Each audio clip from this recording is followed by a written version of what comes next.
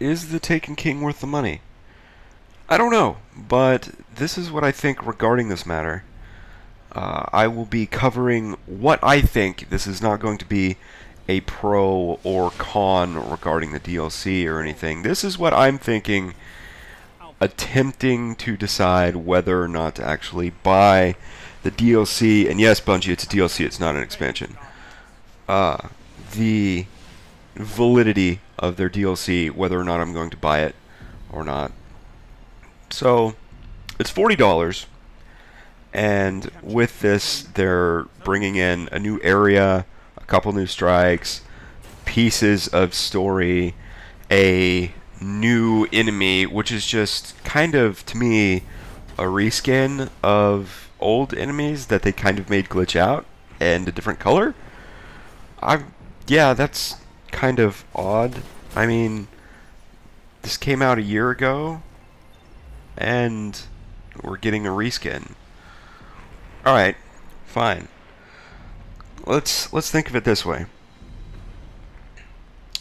The Call of Duty community is used to getting a Call of Duty every single year. Granted, it's on a 3-year cycle, but there's a Call of Duty that comes out every year.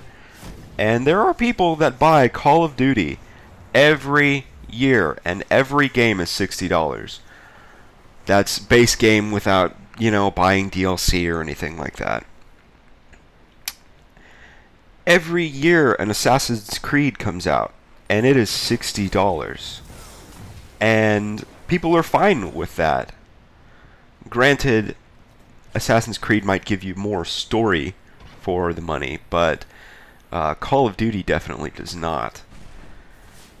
And if you think of it like that, the $40 price tag for that, their start off to year 2, is not that bad, but we have to think about what is in this, and we don't really know. So I can't say one way or the other if just based on story merit I'm thinking no. If based on story merit, will this DLC be worth it? A few other things that I heard from the internets, from a podcast called the Dude Soup Podcast. It's run by Funhouse, a group that used to be in Inside Gaming. They were talking about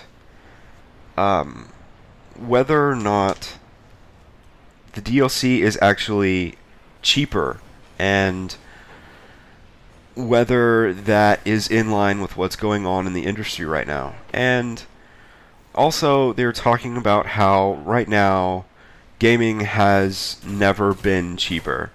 It's been a fixed price for a video game for a really long time, and prices have been going up, and this means that developers are looking to find more revenue out of their work at a different way other than tweaking the base game price. And they mentioned that things like N64 games, things that are actually took physical cartridges and shipped to stores and things like that, were a lot more expensive than they are now. Digital, $60 day one, no shipping, anything like that. They were talking about The Legend of Zelda being $100 for N64, and I can't comment on that. That was right before I got into the gaming scene. But The Legend of Zelda is an old game from an old industry, and you can't compare old industry to new industry. It's different. It's changed now. Those two do not compare. You have to compare new industry with new industry, and you have to think about what other games are coming out that the Taken King is going to have to deal with. Fallout 4 is coming out, and it is $60, and I'm most definitely going to be purchasing that. There's absolutely no question in my mind. What is it? What else came out? The Witcher 3 came out, and it was $60, and it's going to get a slew of free DLC. Granted, they're not as much as the Taken King, but they're still free. And the base game, arguably one story gives you, or one questline gives you more story than anything in Destiny does. And that's really kind of sad, you know. I played Witcher, and I've played it all the way through, and I really enjoyed it. But I've played Destiny a lot longer. I've played it nearly every day since it's come out, and I really want to believe in this company. You know, they make good product. I know they can. I've played every one of their version of Halo. That's when I started. That's what made me buy my Xbox, was Halo 1. So I know that they can deliver on good content. But I'm not sure the direction they want to go with this, or how expensive things are in the industry right now. I'm not in the industry. I can't comment on that. But what it seems like is that their partnership from Activision may be leading them a bit astray. It maybe Activision is pulling some DLC strings in the background. You know, things like the storyline you can only get if you buy a Red Bull that has a code on it, stuff like that. That is very Activision style, you know, that's very Call of Duty. And in a way, I'm not mad at that. That's just Activision's business. And it's sad that it's been pushed on Bungie, but that's just the way it's going to have to be for this game, since that's its publisher. Another way of thinking about things is that Destiny is not really a kind of genre that's been tried before. I mean, it blends shooter and RPG elements. Granted, it's not perfect, and that's always the way it is in a first iteration of something. In my opinion, it's rather a neutered RPG and a decent shooter, but it's never really been tried before, this kind of thing, and we'll see if other iterations are better than this one. Like The Division, it's going to be coming out in, I believe, March of 2016. I'll give that a try, I suppose. It's got a different edge on it. We'll see if that works.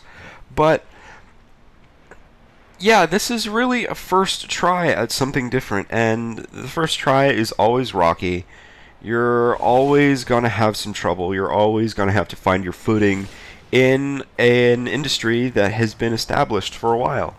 And shifting convention on the way games are meant to be and the way games are meant to be played is hard. It really is, especially against such a bullheaded crowd like gamers are. We are stubborn. We are angry. You know, we actually are not that fun to argue with because, you know, there's not that much logical argument. There is not a lot of even listening to a differing opinion. So it's really hard to change convention, and you're going to get a lot of anger regarding whatever is happening that isn't the same. And yeah, Bungie has kind of dealt with that, I suppose. This game has been going for a year. It's made a lot of money, and there are still people that play it, so I suppose this would be a success.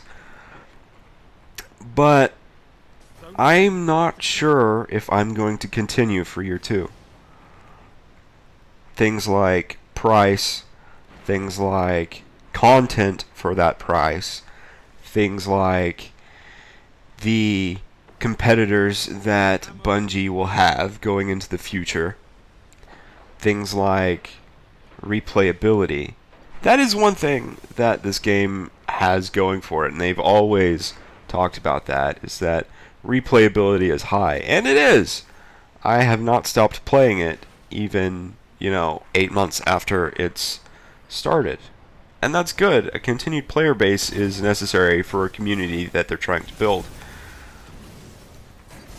But it seems thin and kind of a very light game.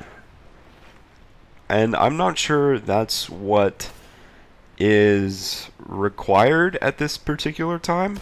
It's very light on many things. The RPG elements, which I'm kind of annoyed at. The item drop system, which is all based on random numbers, and is one of the reasons why people continue to play it. I have 4 Gallarhorns, but no Hawkmoon or Monte Carlo, which bothers the hell out of me. Other things, like only really looking one way, though they've changed that with the later DLC, to be max level, things like that. And yeah, 11 minutes is not really enough time for me to lay down all of my thoughts, but this was kind of what I'm thinking about, and maybe this will help you too. I'll put links in the description to what I was talking about. Tell me what you think in the comments. I'll see you later.